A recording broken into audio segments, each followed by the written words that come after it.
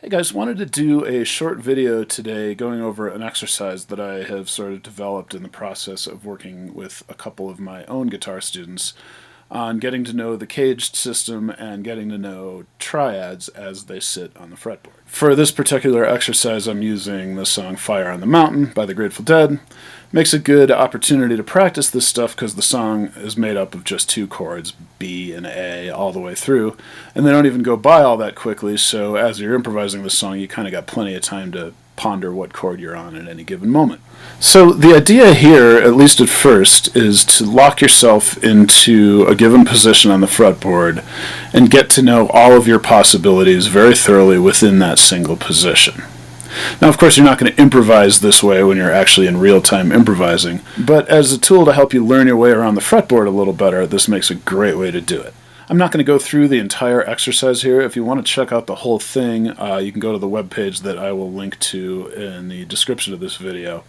And that webpage will have links to some tabs and some other resources that you might find useful for this kind of thing. For now, I'm just going to give you the idea of it, the gist of it. If at all possible, I'm a big advocate of just kind of thinking your own way through these sorts of exercises instead of using tabs, because that'll really help you kind of learn your way around the fretboard. But the tabs will be there to get you going if you need them. Also, if you're not familiar with the caged system, you might still be able to follow this exercise pretty easily. It's not too complicated, but there are also some lessons on my website about the caged system, and it's a pretty useful tool, so if you're not familiar with it, you might want to check them out too. That will be linked on the webpage as well. So the first step here is to just map out the fretboard using the caged shapes. Just identify where those shapes sit. Now our two chords are B and A, and one thing I'm going to resist the urge to do as I do this exercise is just playing the same chord 2 frets down. It's of course fine to think of it that way if you would prefer to, and you can come up with some interesting licks that way, but for now and for the purposes of this exercise, we're going to look for different fingerings for each chord, but in the same exact position. So I'm going to start by locating the first B using the caged system shapes. I'm going to locate the first B that I can play on the fretboard, and that, of course, is going to be this B here on the 2nd fret using the caged A shape. And then the idea is to figure out if I can play an A chord within that exact same position. And indeed I can. I can play an A chord using the caged G shape. It's kind of a ridiculous chord to actually play, but as like most of the caged shapes, we're not really using these as chords, we're just using them as kind of road maps. So that's the caged G shape used to make an A chord here on the 2nd position. So we've got B and A in the same spot without really having to move very much at all. So that's going to be position number 1. Position number 2 is going to be here off of the 4th fret. Now this caged G shape shows up again, this time giving me a B chord, and then my A chord in roughly the same position is this 5th fret bar chord for A using the caged E shape. My next B, working up the neck, is going to be the 7th fret bar chord. And using the caged shapes, I can grab an A in that exact same position using the caged D shape. So this one, B, A. Now we can move up to the 9th position and play a B chord using this D shape. And our A chord then becomes the C shape in this position. In the 11th position, we can play a B chord using the C shape as well. And then the A chord is off of the 12th fret, this A-shaped bar chord. And then our next B is up here on the 14th fret, and that's an octave higher than where we started back here on the 2nd fret. So the next phase then is to play a full triad arpeggio over each of these chord shapes instead of just the chord. You'll notice with some of these caged shapes that the chord can kind of get you situated in the right place, but there's a couple notes of the triad that are not present in the actual chord fingering, and I think it's kind of important to recognize where all of those triad notes are. So your B triad arpeggio using the caged A shape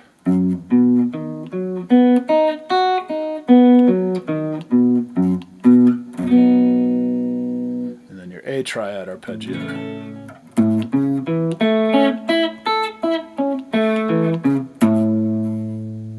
If you're not totally familiar with these, use this exercise as a chance to get familiar with them. There's only 5 of them, so it's not too hard to learn. And I'm going to skip over the rest of them with the knowledge that you can grab the rest out of the PDFs that are linked here. So once you have the general map of the cage shapes, now it's time to start kind of putting them to use. So the way I recommend doing this at first is to break the guitar down into 3 string groups. So the first group, group 1, is the top 3 strings. Group 2 is 2nd, 3rd, and 4th. Then we got 3rd, 4th, and 5th, 4th, 5th, and 6th. These little 3-string groupings are super useful because they're kind of a quick shortcut way to get your head around a little chunk of the fretboard. And as you kind of work through them, you start piecing it all together. So now down here in 2nd position, and I guess I should say when I say 2nd position, I mean my index finger is basically on the 2nd fret. And I might stray over to the 1st fret to grab a couple notes, or might reach up to the 6th fret to grab a couple notes, but basically index finger 2nd fret, middle finger 3rd, ring finger 4th, pinky on the 5th. So my B triad in this position just looks like that, and then my A triad, there's actually 4 notes there that work for the A triad out of that G shape in that position. So I figure out where that is for each of the 5 positions that I talked about earlier. I figure out where that sits on the first 3 strings. Then the next B is, and your A, and then your next B is here, and then the A in that same position. And then your next B is going to be here, the D shape. And then your A is right there. Next B is here. And then your next A is here. And then now we're back here in 14th position at the octave. The next step in the process then is to figure out where all of the scale tones fit around those triads. So the notes of the triad become kind of your target points in the melodies that you're playing, but all of the other scale tones that fit kind of around that triad are fair game as well. It's just that the triad notes become kind of your target points. So Fire on the Mountain is, of course, a classic Grateful Dead mixolydian tune, B mixolydian to be specific. So that's the overarching mode of the whole thing. So we're going to locate the triad and then figure out where B mixolydian sits around that triad. And again, we're just going to keep this in these little 3-string groups and within single positions at any given time. And this way you can get to know each of those positions really thoroughly. So if your B triad is here, and your whole B mixolydian mode in that same spot. And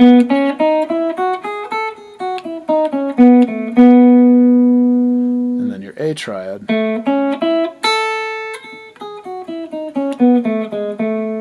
And then we move up to the next position, and your B triad is here. And B mixolydian. And then your A triad is here.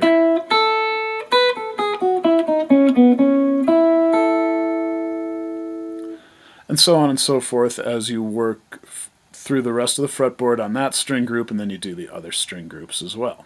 That's all mapped out in the tabs. And the way I designed the exercise was to sort of play the B triad, play the scale, and then play the A triad in the same exact position. And then I played the scale backwards. Now, at this point, I should say you can work this exercise in a couple different ways.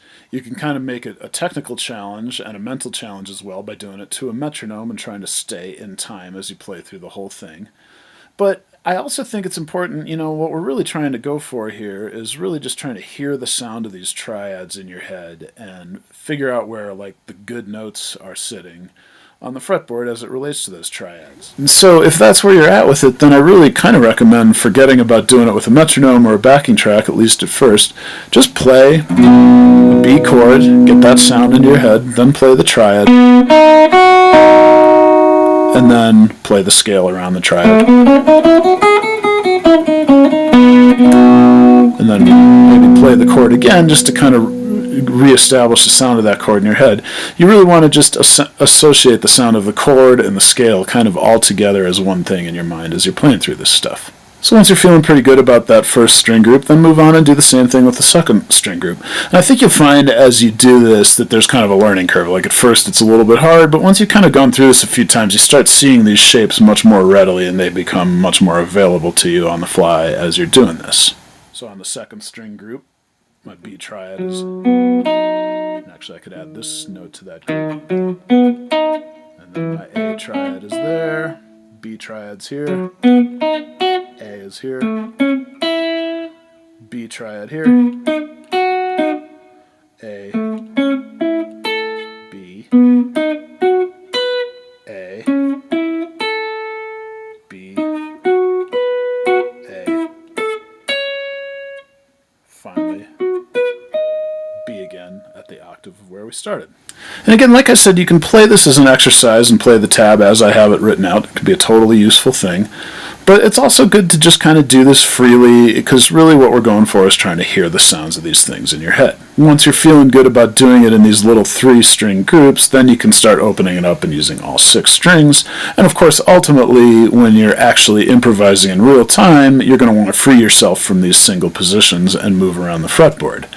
But for the purposes of making it an exercise, I think it's a great tool to kind of stick with a single position and force yourself in an almost artificial way to work in that position and kind of find the melodies in that position.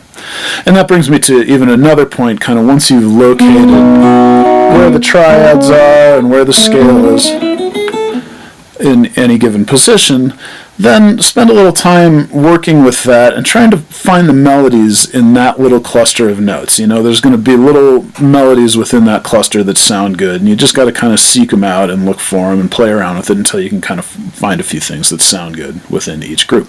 So like I said, part of what we're really doing here is we're kind of working on the connection between what our fingers are doing on the fretboard and what our ears are hearing. And I think a big step towards making that happen is figuring out where these triads are, because that really kind of focuses what you're hearing. So like I said, Fire on the Mountain's a pretty easy tune to do this with. You could do the same with Cold Rain and Snow jumps to mind because it's only 2 chords, D and E. You could do Sugary. That one is just B and E, so you can kind of apply this same concept, take each position and just find where the triads sit within each position. And yeah, apply the same concept, and when you're ready, you can even start moving on to more complicated chord progressions. You know, Deal and Scarlet Begonias have a little bit more involved chord progressions, and so they can be great opportunities to practice this kind of an exercise too.